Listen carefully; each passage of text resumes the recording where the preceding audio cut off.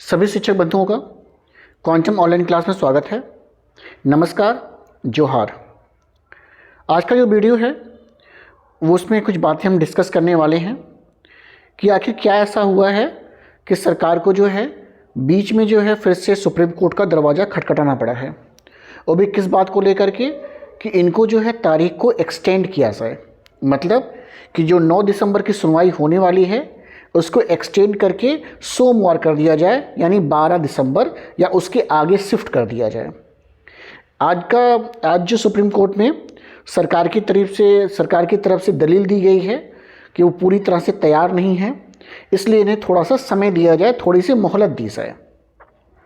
लेकिन इसको मैं किसी दूसरे परिप्रेक्ष्य में देख रहा हूँ कि सरकार जो है नॉर्मल कंडीशन में सुप्रीम कोर्ट का दरवाज़ा नहीं खटखटाएगी।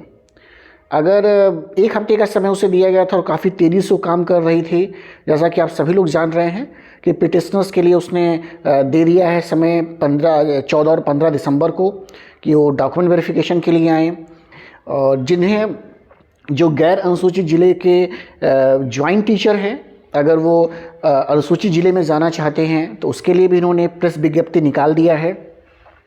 तो और ऐसा कुछ नहीं इनके पास था कि जिसके लिए वो कोर्ट का दरवाज़ा खटखटाते। लेकिन आज जाने का मतलब ये है कि ऐसा हो सकता है कि फ्राइडे के दिन, देखिए दूसरा पॉइंट मैंने लिखा है कि क्या सरकार की तरफ से उनके वरिष्ठ एडवोकेट शुक्रवार को उपलब्ध नहीं हैं, तो ये एक मेन रीज़न हो सकता है। और इसका एक ही रीज़न मुझे दिखाई दे रहा है कि ऐसा हो सकता है कि सरकार की तरफ से कपिल सिब्बल साहब जो हैं, जो 2 दिसंबर को अपीयर हुए थे, ऐसा हो सकता है कि वो कहीं व्यस्त हों 9 तारीख में, और किन्हीं कारणों से वो शुक्रवार को अपीयर ना हो। तो हो सकता है इस रीज़न के नाते सरकार जो गई है, क्योंकि और कोई कारण नज़र नहीं आ रहा है। तो फिर मैंने तीसरे पॉइंट में लिखा है, क्या इसका फ़ायदा नॉन ज्वाइंट टीचर को मिल सकता है?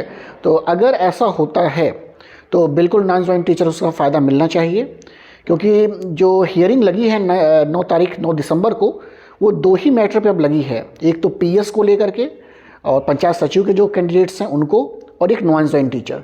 इन्हीं 2 की बातें अभी भी क्लियर नहीं हो पाई हैं। और उसमें से जो पहला पॉइंट है, जो पहला आपका है हियरिंग के लिए लगा है, वो आप लोग का लगा है, मतलब नॉन ज्वाइंट का लगा हुआ है।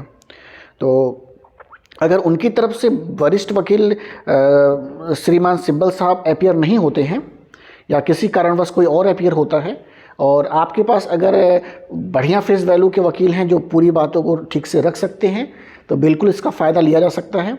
क्योंकि जिस तरीके से सारे कुछ मॉडिफिकेशन हो रहे हैं जजमेंट में, ना कहते हुए भी सब चीज़ें होती जा रही हैं। 2 अगस्त के जजमेंट को फॉलो करने में, समझने में इनको इतना समय लग जाता है, और 4 दिन के अंदर सब कुछ इन्होंने कर दिया।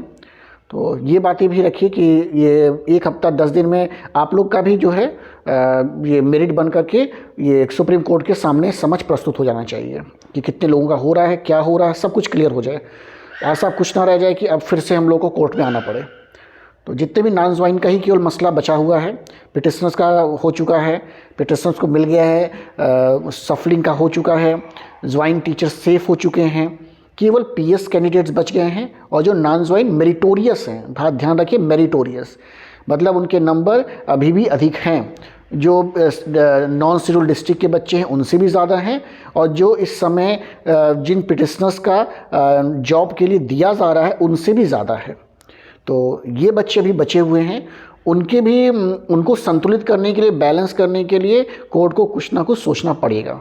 तो अपनी बातें को पूरी बेबाकी के साथ आप रखें, और अगर फ्राइडे को ऐसा कुछ होता है तो बिल्कुल उसका आप एडवांटेज लें, क्योंकि जिस तरीके से 2 दिसंबर को जो है सरकार ने एडवांटेज लिया, आपके साइड से वकील को बोलने नहीं दिया गया या समय नहीं दिया गया, और उसका ये रहा कि आपकी कोई भी बात जो है उस पर शामिल नहीं हो सकी है। अगर आप लोग की बात भी शामिल हो गई होती तो मुझे लग रहा है कि आपका भी काम बहुत तेज़ी से हो गया होता। तो इस बात का ध्यान रखिए कि अगर ऐसा कुछ होता है तो, क्योंकि एक इंडिकेशन था, इस इंडिकेशन को मुझे लगा कि ये इंडिकेशन आपके साथ डिस्कस करना चाहिए। तो इस बात को भी समझने का प्रयास करेंगे कि अगर ऐसा कुछ हो रहा है तो एडवांटेज लेने में बिल्कुल भी मत चूकिए, और उसको बिल्कुल बेबाकी से अपने पक्ष को रखें कि सबका हो रहा तो हम लोग का भी इसमें कर दिया जाए, जो भी मेरिट बननी है वो 10 दिन में फाइनल करके आपके पटल पर आ जाए। ऐसा नहीं तो फिर चलता रहेगा, पंचवर्षीय योजना में चला जाएगा फिर ये। तो ऐसा नहीं होना चाहिए कि 5 साल फिर और लग जाए। तो फिर से मेरी बेस्ट विशेस आपके साथ हैं और मैं भगवान से विनती करता हूँ कि आपकी मनोकामनाएं पूरी हों और परसों के दिन आप लोग के लिए खुशियों का दिन हो और सबका कल्याण हो, सभी झारखंडी युवा को नौकरी मिले, सभी को रोज़गार मिले, सभी के सपनों यहाँ साकार हों। तो इन्हीं अपेक्षाओं के साथ मैं अपने वीडियो को विराम देता हूँ। अगर वीडियो पसंद आए तो प्लीज़ लाइक किया करें और चैनल को सब्सक्राइब भी करें और अधिक से अधिक शेयर करें। Thank you.